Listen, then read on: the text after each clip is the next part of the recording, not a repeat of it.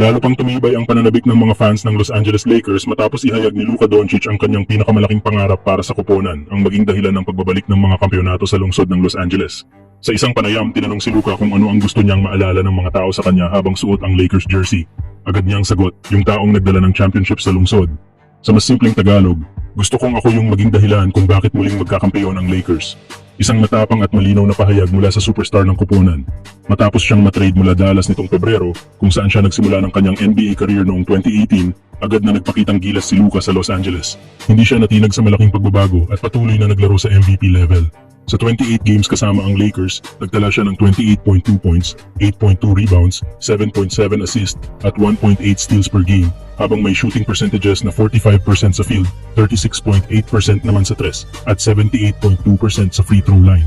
Bagamat nagtapos ang regular season sa magandang 50-32 record at nakuha ang third seed sa West, napaaga ang bakasyon ng Lakers matapos silang talunin ng Minnesota Timberwolves sa loob lamang ng 5 laro. Dahil dito, agad na nag-retool ang Lakers ngayong off-season. Nakuha nila sina Jake LaRavia, DeAndre Ayton at Marcus Smart, mga dagdag na puwersa sa guard at center positions. Bagamat nawala si Dorian Finney-Smith, naniniwala ang fans na mas lumalim at tumibay ang roster ngayon.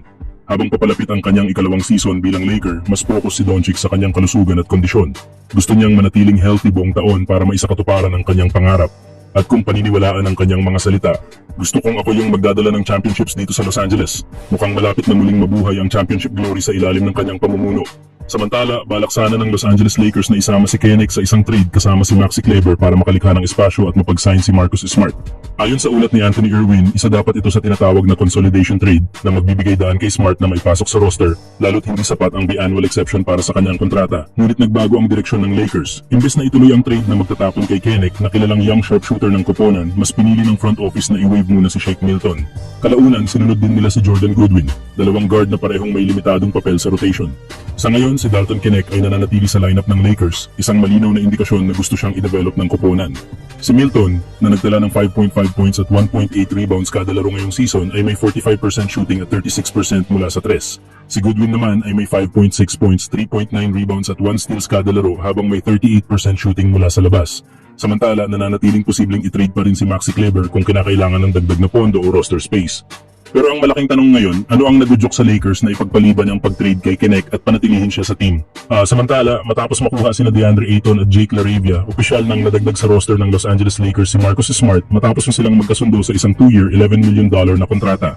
Galing si Smart sa Washington Wizards kung saan siya na-buyout at ang kanyang karanasan bilang dating Defensive Player of the Year ay inaasahang magdadala ng matinding depensa at veteran leadership sa koponan. Sa kabuuan, ito na ang ikatlong major move ng Lakers ngayong off-season, kasunod ng pagsasaayos ng kanilang frontcourt at bench depth. Gayunpaman, kahit na may mga bagong mukha na sa lineup, marami pa rin ang nagtatanong kung sapat na ba ang lakas ng Lakers upang seryosong makipagsabayan para sa kampeonato sa 2025-26 NBA season. Kaya naman patuloy ang pangangalap ng karagdagang talento sa paligid ni LeBron James at Luka Doncic.